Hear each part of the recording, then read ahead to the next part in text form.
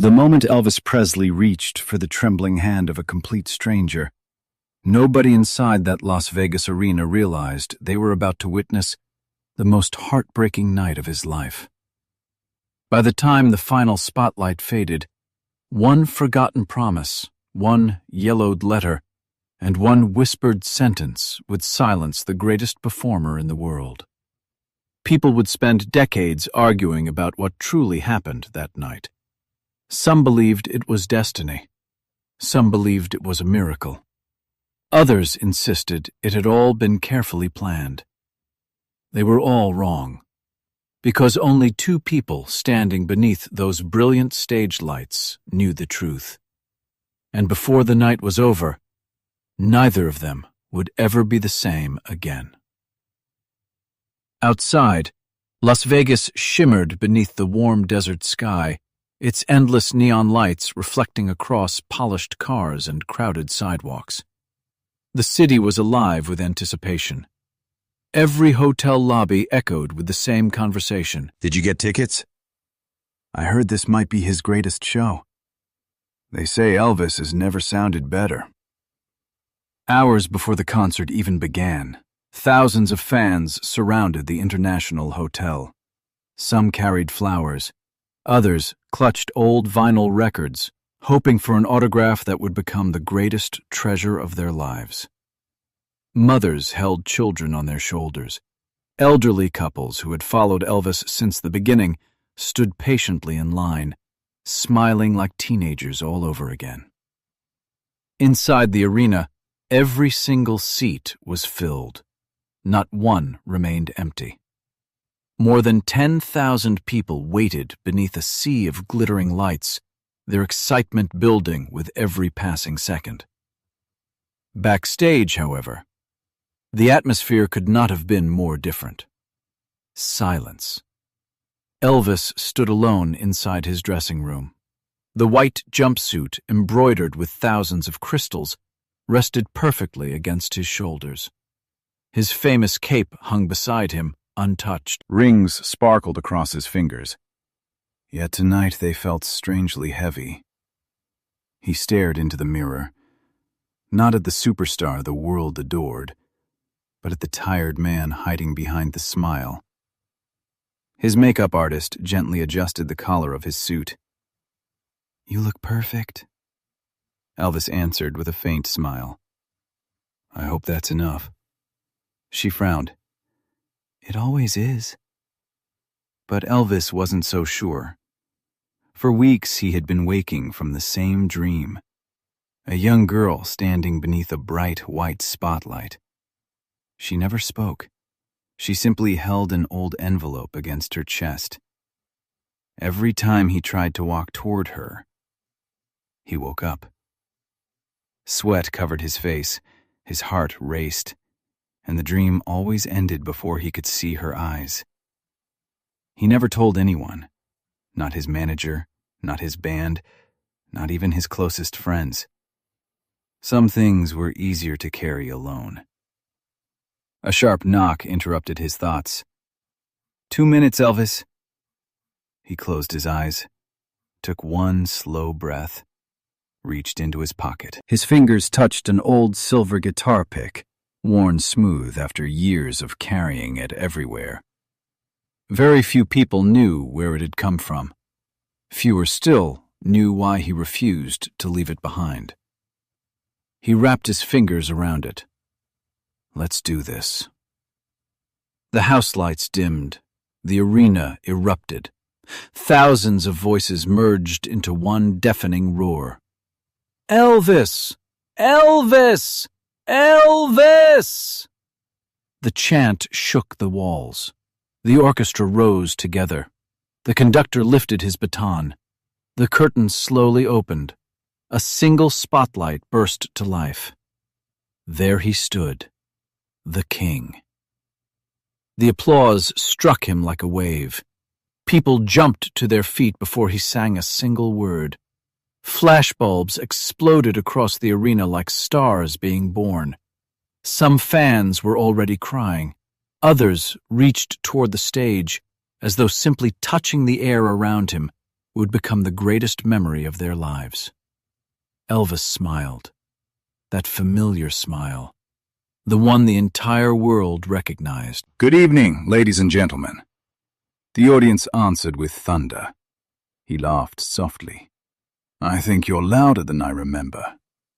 The arena erupted again.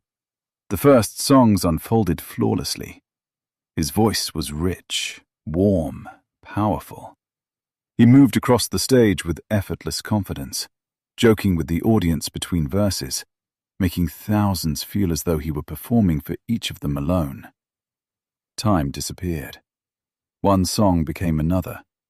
The energy never faded. Then, after a standing ovation that seemed to last forever, Elvis walked toward the pianist. "I want to slow things down." The audience immediately quieted.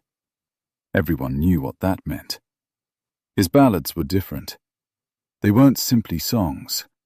They were conversations, confessions, pieces of his heart wrapped in music.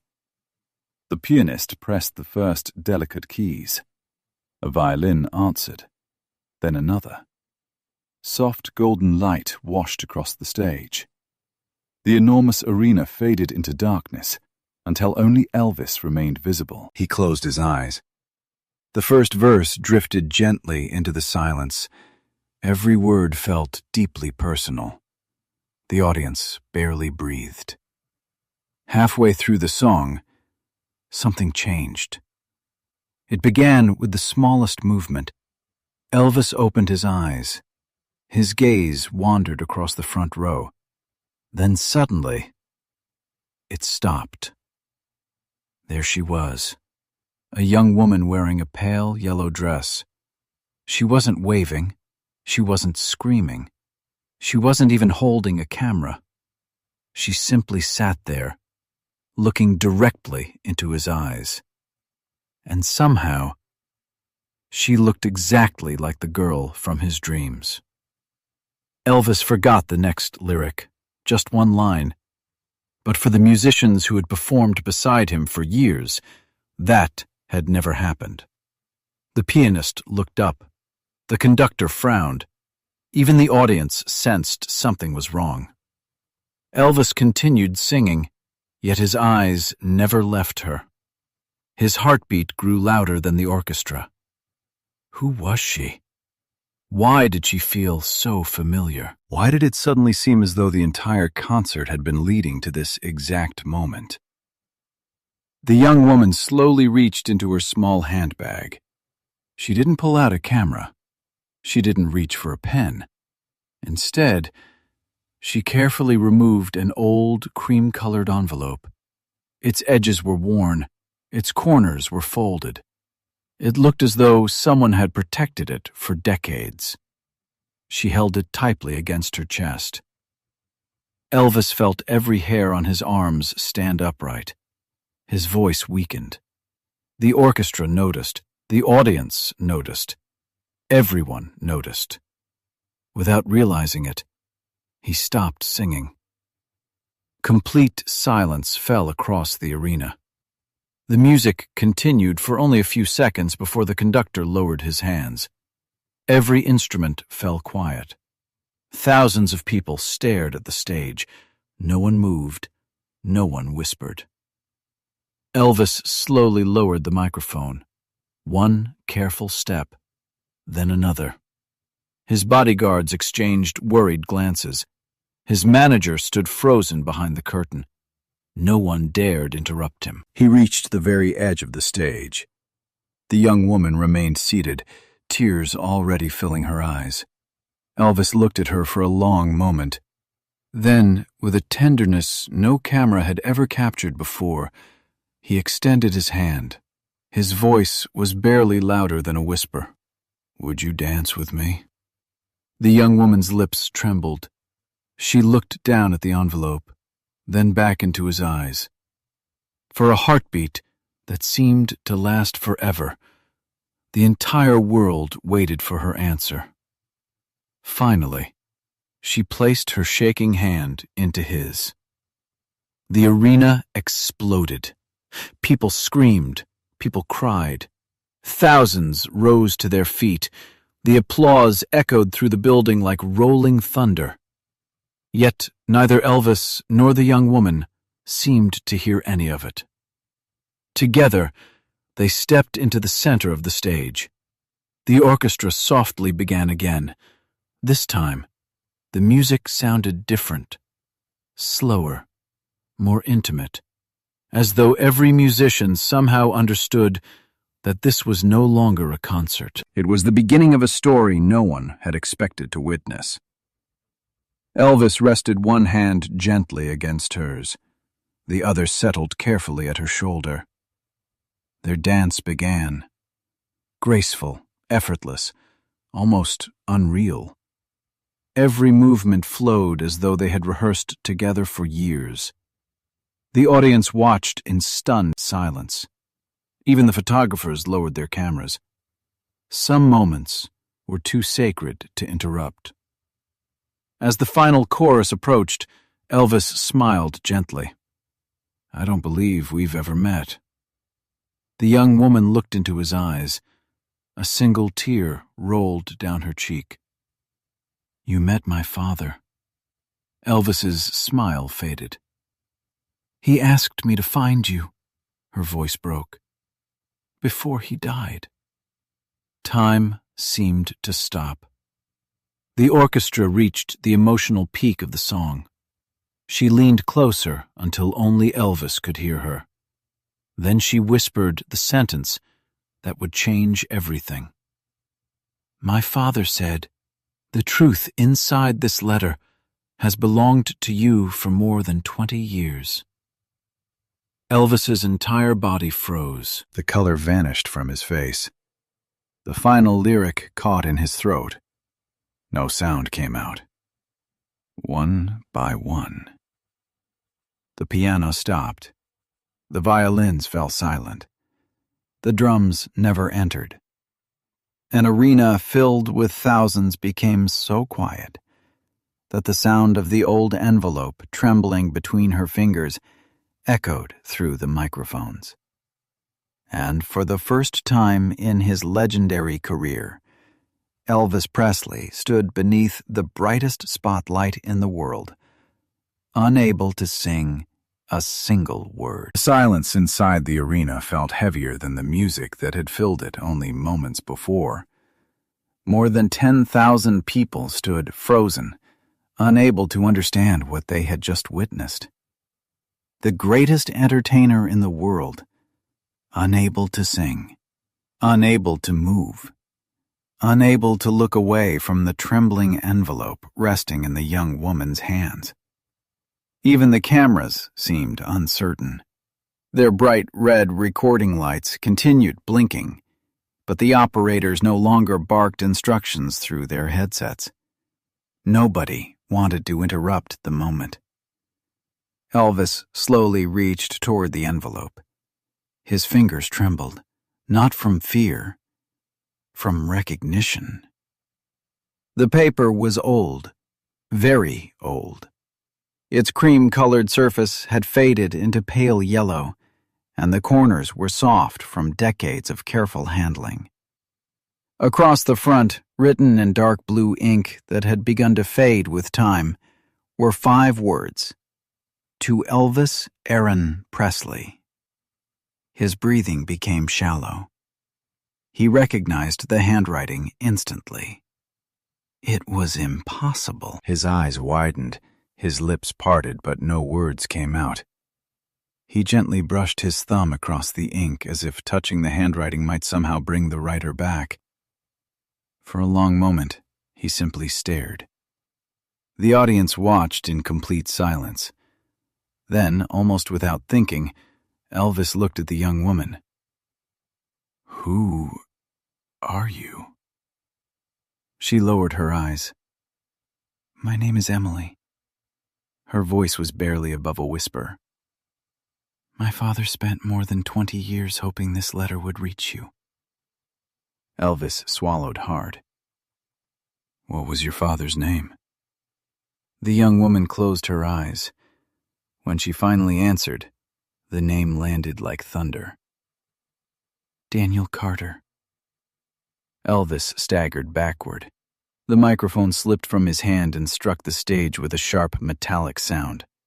Gasps spread across the arena. His band had never seen that expression before. Shock, disbelief, pain. His pianist stood up from the bench. "Elvis."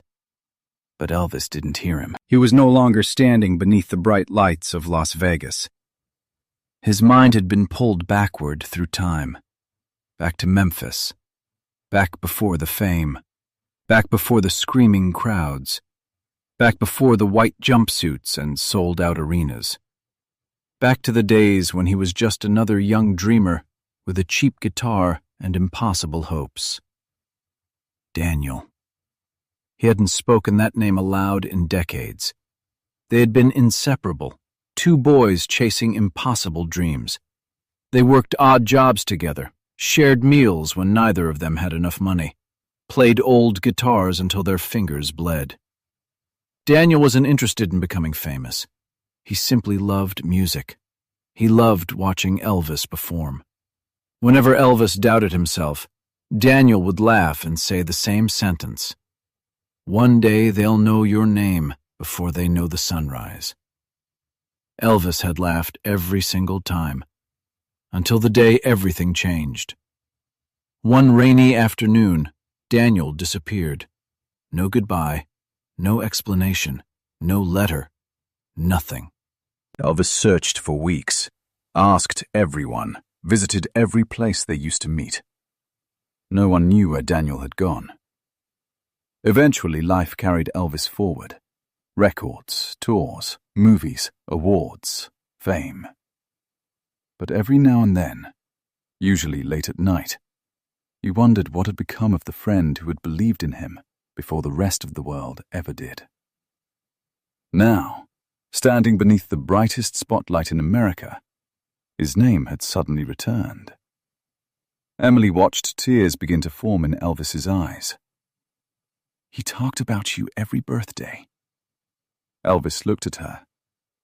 "He never blamed you." The words struck even harder. Emily carefully continued. "My father said that one mistake stole both of your futures." Elvis shook his head. "I never understood why he disappeared." "He didn't disappear," Emily answered softly. "He sacrificed everything." A wave of confusion swept across the audience. Nobody understood the conversation, yet every person could feel its weight. Elvis slowly unfolded the letter. The paper crackled gently. Its folds had clearly been opened many times before. At the very top were the words, "My brother." Elvis's hands began shaking violently. He whispered the words aloud. "My brother." Emily nodded. "He always called you that." Elvis continued reading silently. His breathing grew heavier with every line. The audience couldn't see the words.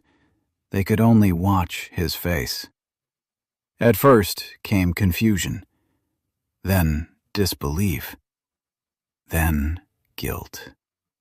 Finally, a pain so deep, it seemed almost impossible to carry. His knees weakened.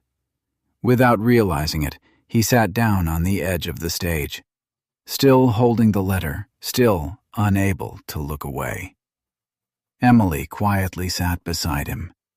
Neither of them cared that thousands of strangers were watching. For several minutes, only silence existed. Then Elvis spoke. "So that's why." Emily nodded. "Yes." "You knew?" "My father told me everything on the night before he died." Elvis slowly closed the letter. "He never hated me?" Emily's eyes immediately filled with tears. "He loved you until his final breath." Elvis covered his face with one trembling hand. The entire arena remained perfectly still. Then Emily reached into her handbag once more. I haven't shown you everything. Elvis looked up. There is more. She nodded. A lot more. From inside the bag, she carefully removed an old black and white photograph. Its edges were worn. The image had faded with time. She held it out with both hands. Elvis accepted it carefully. The instant he looked at it, his heart stopped. The photograph showed two teenage boys sitting on the hood of an old pickup truck outside a tiny Memphis diner. One held a cheap guitar. The other laughed with his head thrown back. Their arms rested across each other's shoulders. On the back of the photograph, written in the very same handwriting, were only 8 words. No matter where life takes us, brothers forever. A tear slips down Elvis's cheek, then another. He smiled through the pain, a smile filled with memories, a smile filled with regret. He gently pressed the old photograph against his heart. Emily watched him carefully. There was one last thing my father asked me to tell you. Elvis slowly lifted his head. What was it? Emily struggled to speak. She took a deep breath. Then she whispered the sentence she had carried her entire life. He said, the greatest lie the world ever believed wasn't about him. Elvis stared at her. She continued, it was about you. The words echoed through the silent arena. Elvis's heartbeat quickened. What does that mean? Emily looked toward the thousands of people surrounding them, then back into his eyes. My father said the truth isn't written inside the letter. She paused. It's hidden somewhere. Only the two of you ever knew existed. Elvis's eyes suddenly widened. A memory flashed across his mind. An abandoned place, a wooden floor, a rusted metal box, a promise made when they were just boys. He whispered almost to himself, the train station. Emily slowly nodded. That's where he said you'll finally understand everything. For the first time that night, Elvis realized the letter was not the end of the story.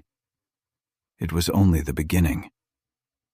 And somewhere far from the lights of Las Vegas, a secret buried for more than 20 years was still waiting to be uncovered. No one inside the arena expected the concert to continue. The orchestra remained silent. The stage lights no longer felt like part of a performance. They had become witnesses. Elvis slowly folded the letter and slipped it carefully into the inside pocket of his jacket, close to his heart. He looked toward Emily. I have to know. She nodded. My father knew you would say that. Only a few minutes later, under the protection of a small security team, Elvis quietly left the arena through a backstage exit. The crowd never stopped cheering, believing the concert had only paused. They had no idea that the greatest moment of the night was happening far away from the stage. Las Vegas disappeared behind them as the black limousine drove through the sleeping city.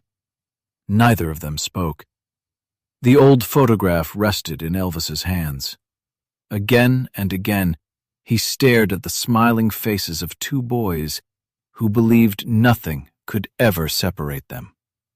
Finally, he broke the silence. I searched for him. Emily turned toward him. I know. I searched everywhere. He knew. I thought he chose to leave. Emily lowered her eyes. He never did. Tears gathered in Elvis's eyes once more. Then why? Emily reached into her handbag one final time. This time she removed a small leather journal. The cover was cracked with age.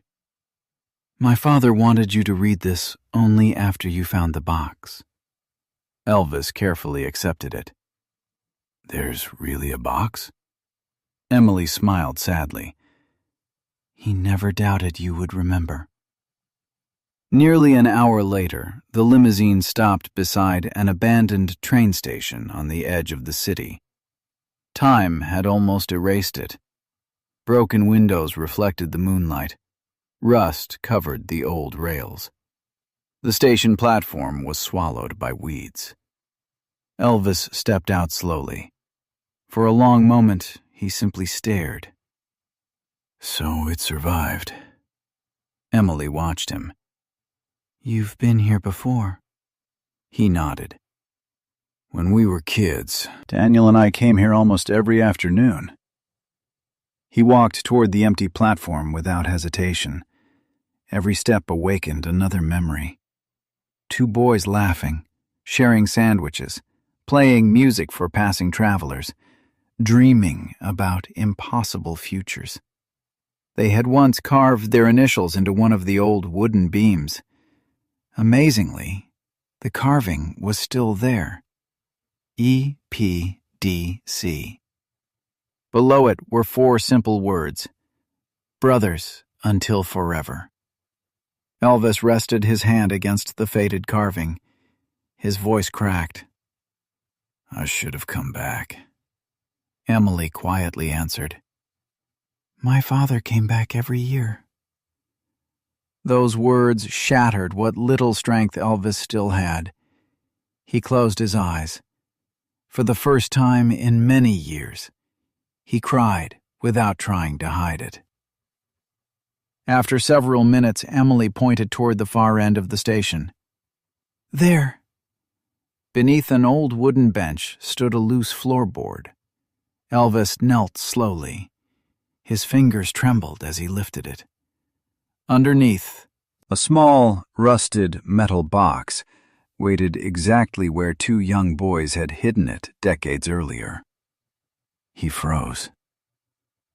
It really exists, Emily whispered. He said you'd recognize it immediately. Elvis carefully lifted the box. The tiny lock had almost dissolved with age. It opened with a soft click. Inside were only a few things. The silver harmonica they had shared.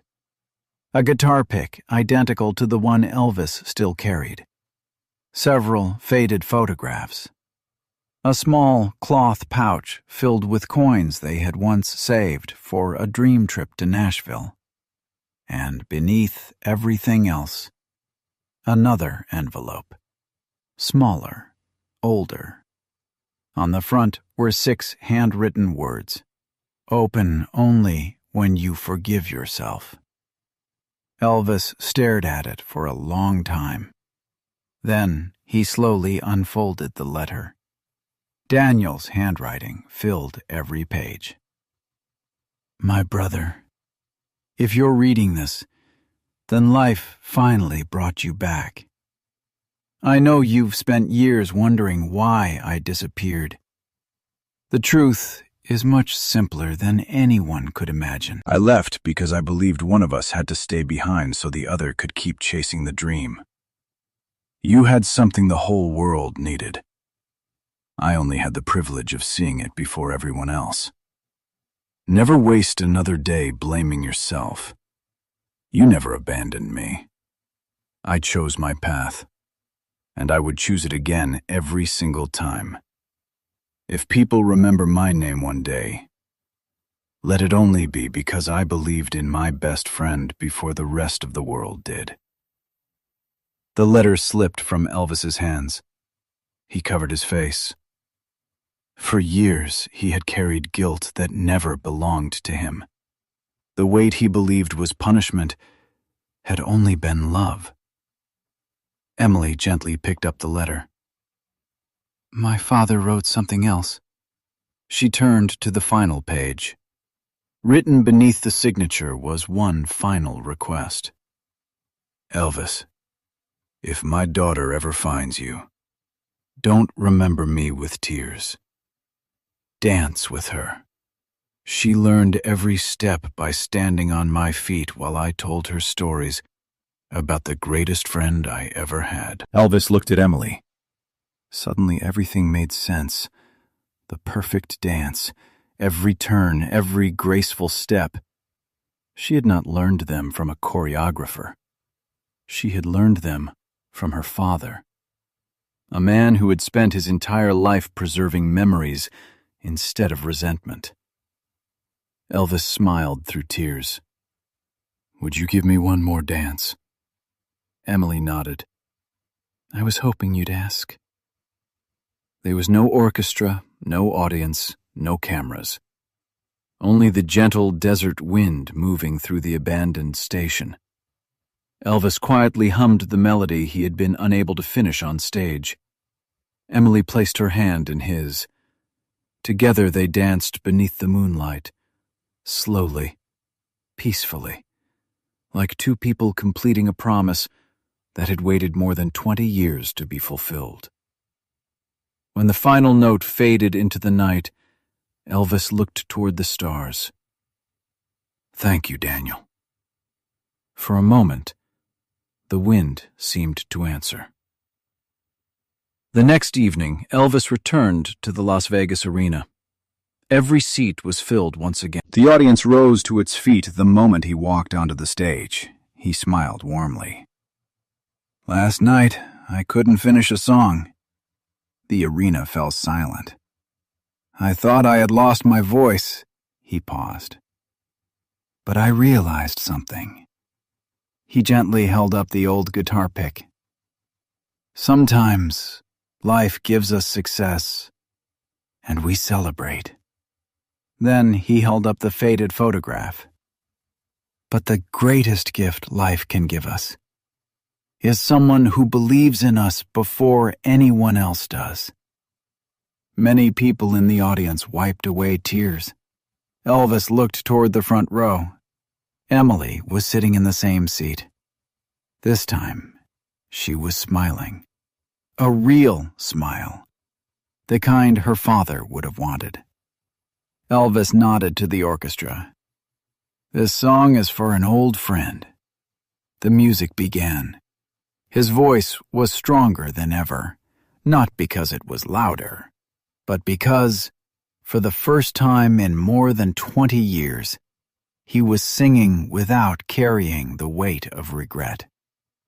Long after the final encore, long after the lights had gone dark, long after the newspapers stopped writing about the mysterious young woman in the yellow dress, people still spoke about that unforgettable concert. Most believed they had witnessed the most beautiful dance Elvis Presley had ever performed. They were only half right, because the greatest performance of that night was never the music. It was forgiveness. And sometimes, the most powerful standing ovation in the world is not the one that echoes through an arena. It is the quiet peace that finally echoes inside a healed heart.